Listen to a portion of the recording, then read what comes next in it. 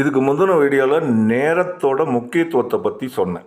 இந்த இதில் time management என்கிற பற்றி சொல்கிறேன். நேரங்கிறது எப்போதுமே நம்ம மனசு சம்மந்தப்பட்ட விஷயந்தாங்க. எந்த விஷயங்கள் நமக்கு ஈடுபாடு இருக்கோ அந்த விஷயங்களுக்கு தான் நம்ம நேரத்தை ஒதுக்குவோம்.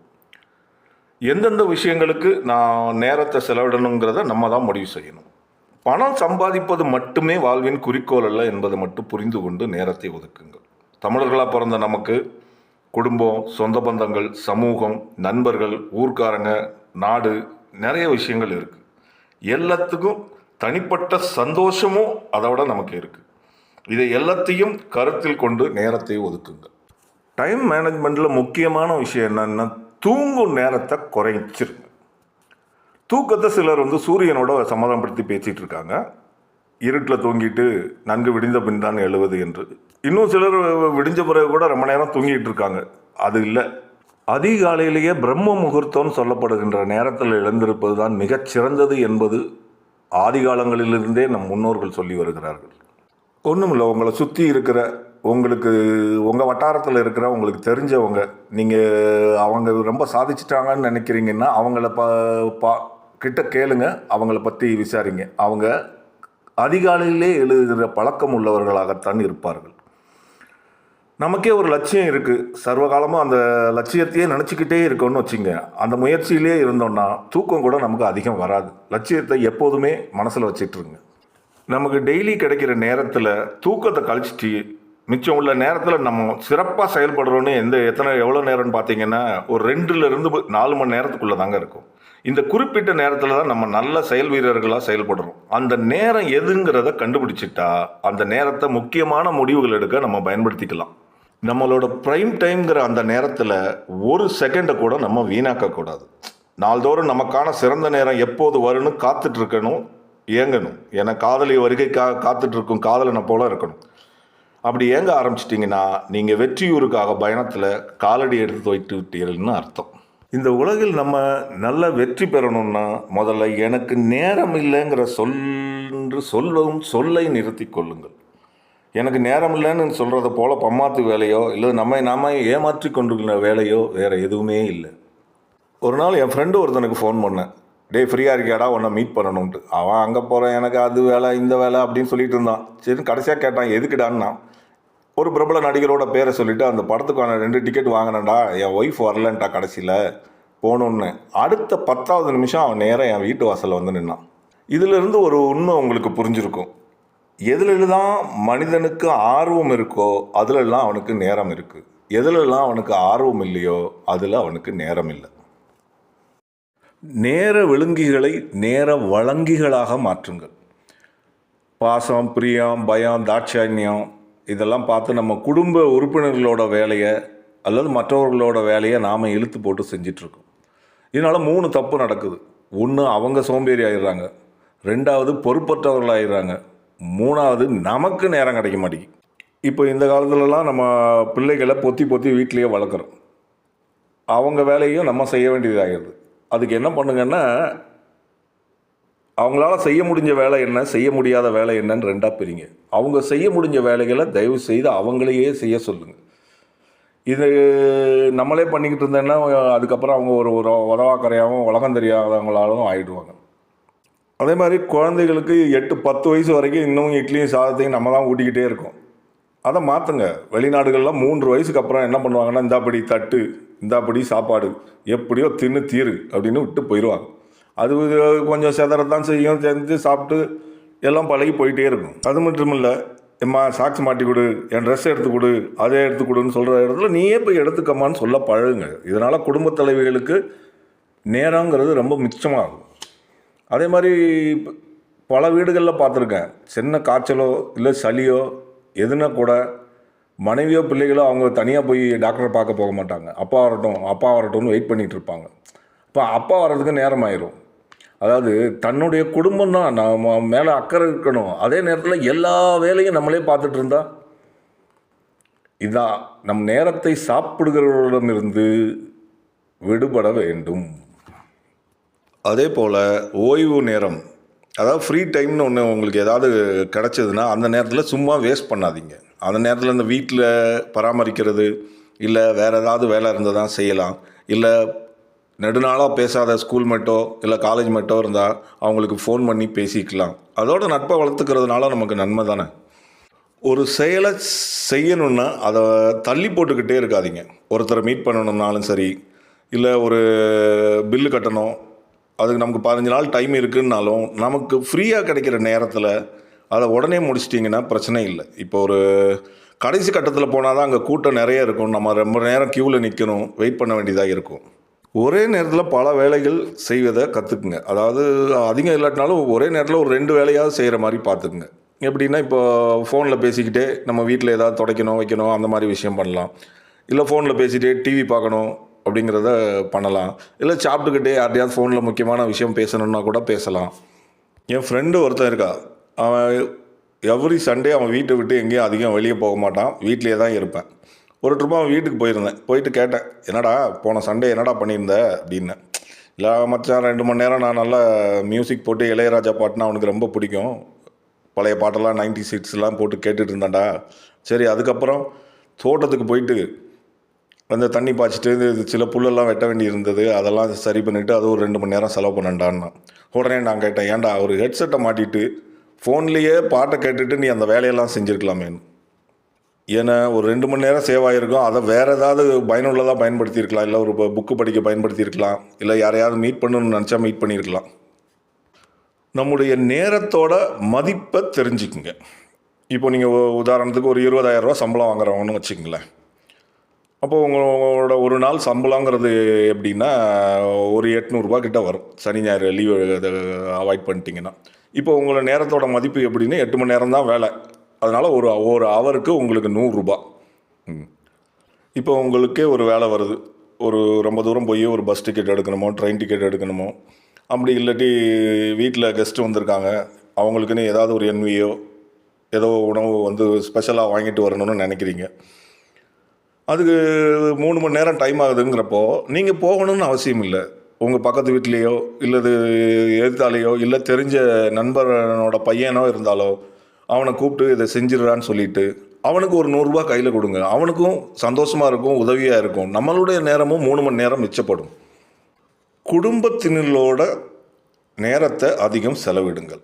இப்போ சனி ஞாயிறு லீவோ இல்லை உங்களுக்கு என்ன நேரம் கிடைக்குதோ அந்நேரத்தில் உங்கள் குழந்தைகிட்ட பையன்கிட்டையோ பொண்ணுக்கிட்டையோ மனசு விட்டு பேசுங்க.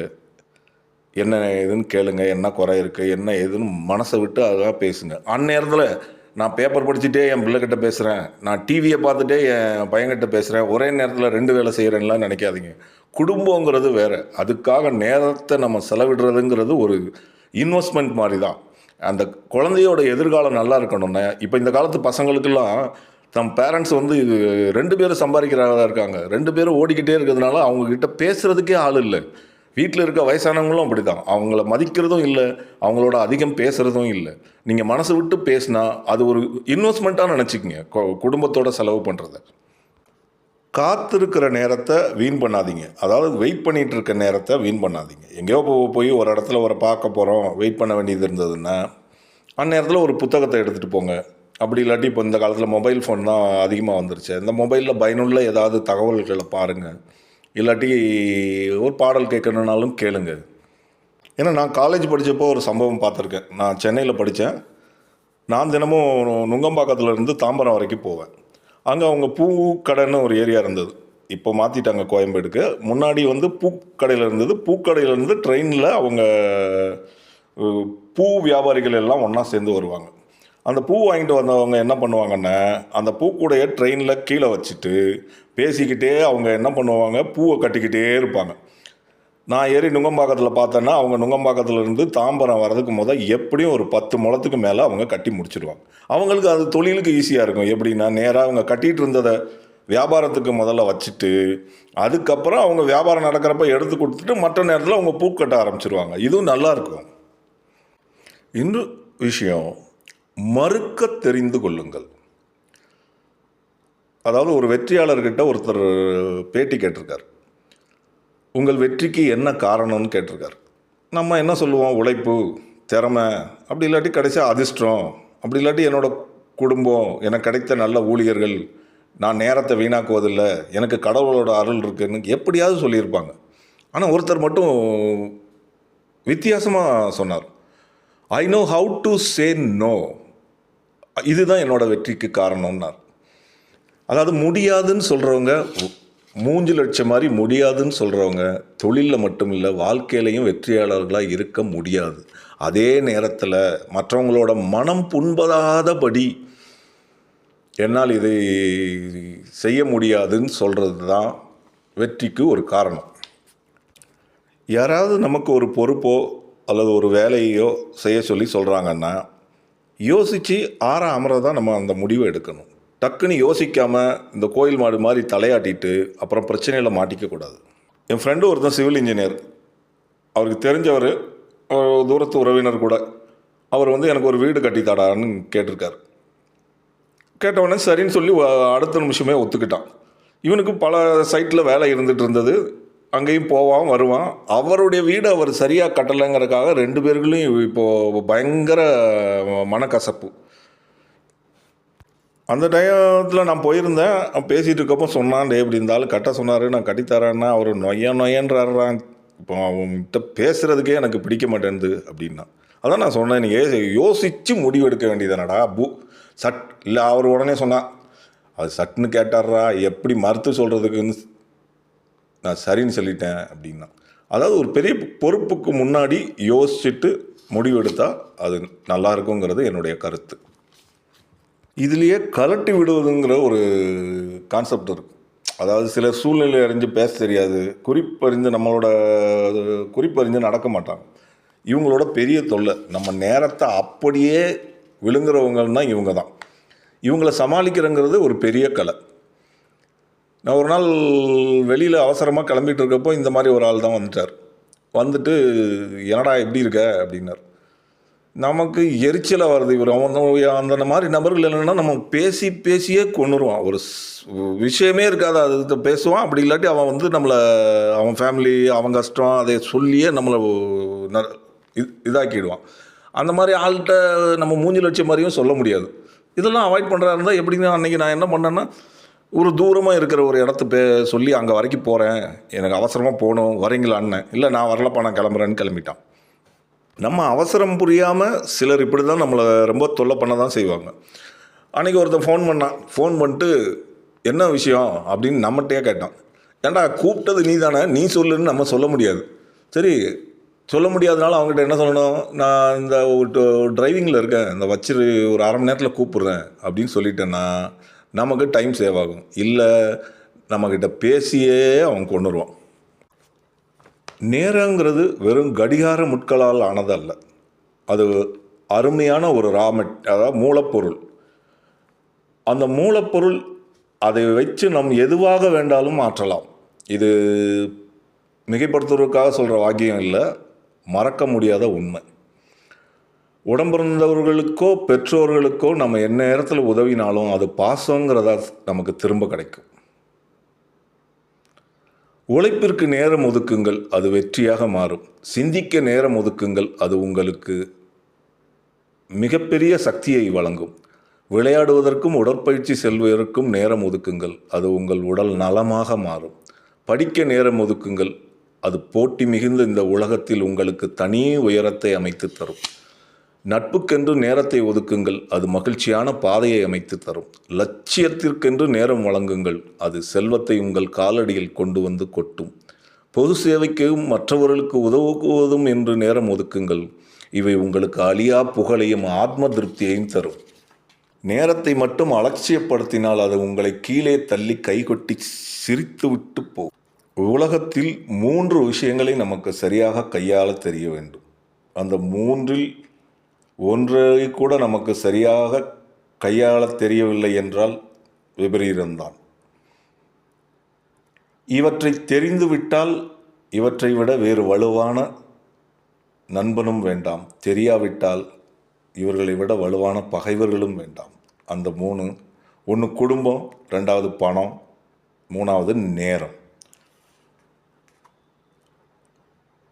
Whether it is male or female, ஆணோ பொண்ணோ, ஒரு குடும்பத்தை சரிவாக பராமரிக்கலாட்டி ஊரே சிரிப்பாக சிரிச்சிடும்.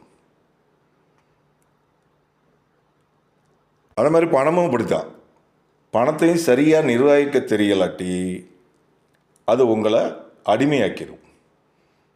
அதுவே உங்களுக்கு நிர்வகிக்க நல்லா தெரிஞ்சால் உங்களுக்கு சேவகனாக இருந்து உங்களுக்கு துணை புரியும். வசதி இருந்தும் நிம்மதி இல்லாதவர்கள்லாம் இந்த ரகத்தை சார்ந்தவங்க தான். நேரம் என்பது ஒரு வகையில் மோசமானது. இது சுறா மீன் மாதிரி. அதை கெட்டியாக பிடிச்சு போராடி வெற்றி பெற்றால் அது நமக்கு சாப்பாடாயிரும். இதே ஏமாந்துட்டா நம்ம அதுக்கு இரையாயிடும். இன்னும் சொல்கிறதா இருந்தால் ரொம்ப சொல்லிக்கிட்டே போகலாம். போன காலங்கள் போகட்டும். இருக்கின்ற காலத்தை சரியாக பயன்படுத்தி வாழ்க்கையில் போராடி வெல்வதற்கு நான் தயாராகிவிட்டேன். நீங்களும் தயாராகுங்கள். நன்றி.